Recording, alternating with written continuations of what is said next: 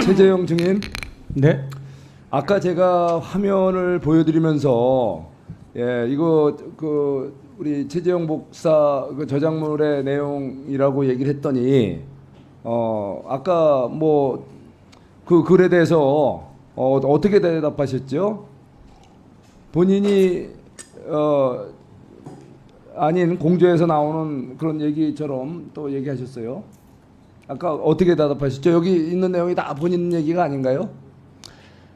이거는 거의 10명 가까이 공동 저서 북 바로 알기 백문백답이라고 하는 책인데요. 예, 거기서 그 중에서 저는 종교 부분에만 다뤘는데. 아, 그랬어요? 예. 알겠습니다. 그러면 네.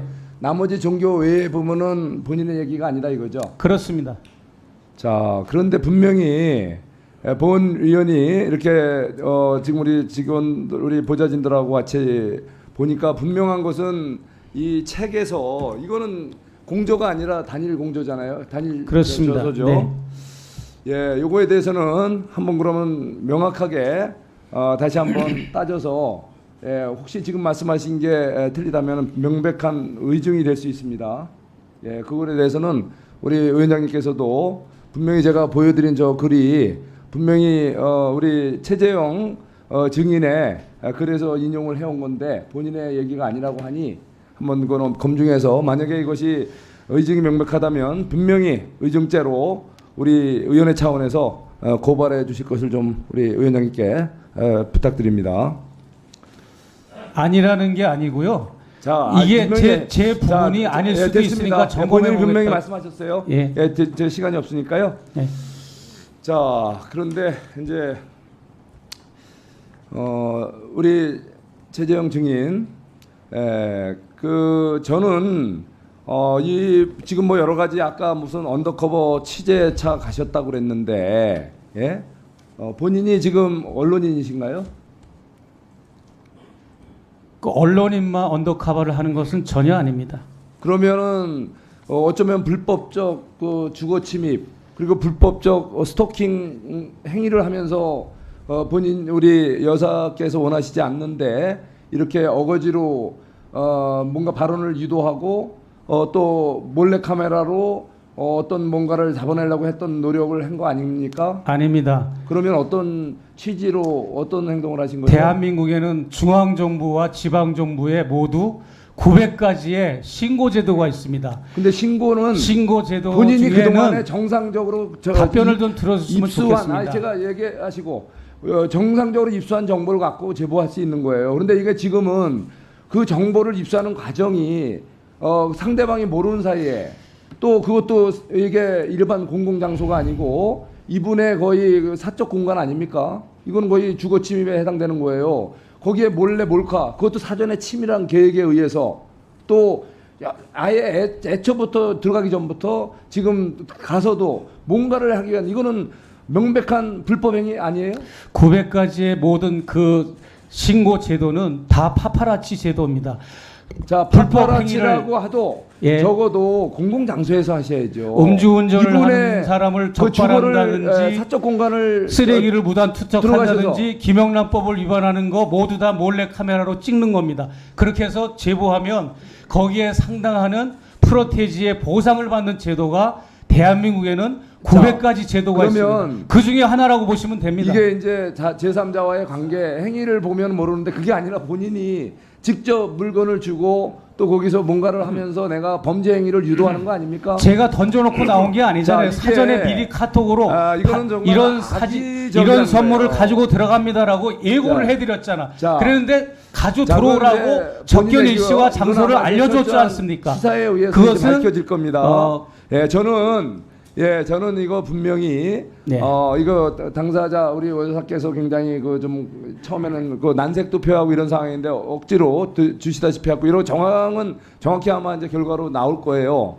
자, 그런데 저는 이거를 보면은 그 정말 그 국가 우리 원수의 대한민국을 대표하는 대통령의 영부인의 사적 공간에 가서 영부인의 어떤 문제일차 이런 거 부각시키기 위해서 이렇게 불법적인 이 정보 수집을 했다. 이거는 명백한 이거는 불법 행위가 소지가 있는 거예요. 이거는 심각한 어쩌면 도둑이 매를 드는 격이지 어떻게 이렇게 제가 국정농단입니까? 유도에서 범죄를 만들고자 하는 그 취지, 바로 이거에 대해서는 철저하게 본인이 이제 책임져야 될 일이 생길 겁니다. 오늘 제가 이 정도로 좀 할게요. 제가 하나 말씀 좀 드려도 되겠습니까? 간단하게. 네, 짧게 얘기하세요.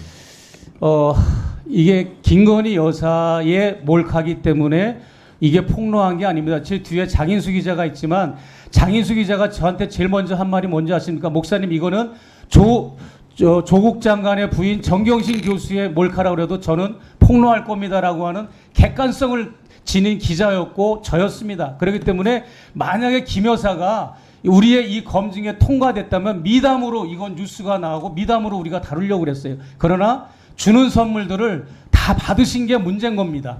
예, 이상입니다. 네. 이 정도로 하시죠. 우리가 다 알아들으시니까. 예. 뭐 알 수도 있고 모를 수도 있지만 위원장으로서 한 말씀. 대통령 영부인 이렇게 얘기하는데요. 영부인은 대통령의 부인만 뜻하는 고유명사가 아닙니다. 일반 명사입니다. 남의 부인을 존칭으로 일컫는 말을 다 영부인이라고 합니다. 그래서 윤석열 대통령의 부인 한 사람 김건희 여사만 영부인으로 하는 것은 호칭하는 것은 아니다라는 말씀을 제가 좀 드리고요. 그리고 주거 침입, 뭐 스토킹 이렇게 얘기하는데 그렇다면 그 경호처 직원들은 뭐 했습니까? 방조범들이죠. 스토킹 범죄라면 김건희 여사는 카톡 주고받고 약속 잡고 갔잖아요. 그러면 스토킹 최재형 증인이 스토킹 범죄라면 김건희 여사도 공범이에요. 그래서 저는 좀 나름대로 일리 있는 주장을 하셔야지. 그러면은요, 질의하신 의원님께서 일리 저한테 있는 더 주장을 발언하라고 하셔야지. 그랬으니까 조금만 더 말씀을 드릴게요. 자, 말씀드릴게요. 자, 말씀드릴게요. 예. 그 옆에 계신 젊은 의원님 자꾸 반말하고 소리 지르는데 그러지 마세요. 예? 의원의 직권이 그렇게 무리하게 하는 그거는 저는 아니라고 봅니다. 제 말씀을 드리겠습니다. 만약에 김건희 여사께서 그때 당시 스토커였고 주거 침입자였다면 그때 당시 그 시점에 경찰이나 경호한테 신고를 했어야 그분의 설득력이 맞는 거지. 7개월, 8개월이 지난 다음에 스토킹으로 고소고발을 남발하는 거는 그게 합당합니까? 논리적으로. 그때 당시 그 현장에서 신고를 했어야죠, 그러면. 스토커로. 네, 맞습니다. 그렇지 않습니까? 네, 맞습니다. 예. 조사 다 끝났습니다. 제가 뭘 이거는 또 조사를 합니까?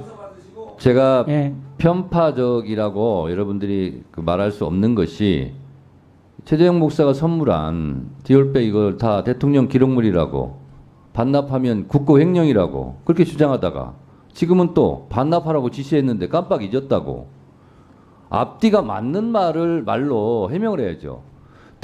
대한민국 대통령실이라고 내놓는 해명이 대한민국 국민으로서 부끄러워요. 이거는요 마찬가지로 최재형 증인에게 주거 침입죄라고요? 스토킹 범죄라고요? 대한민국 대통령실의 경호처 직원들은 뭐예요 그러면? 김건희 여사는 뭐냐고요?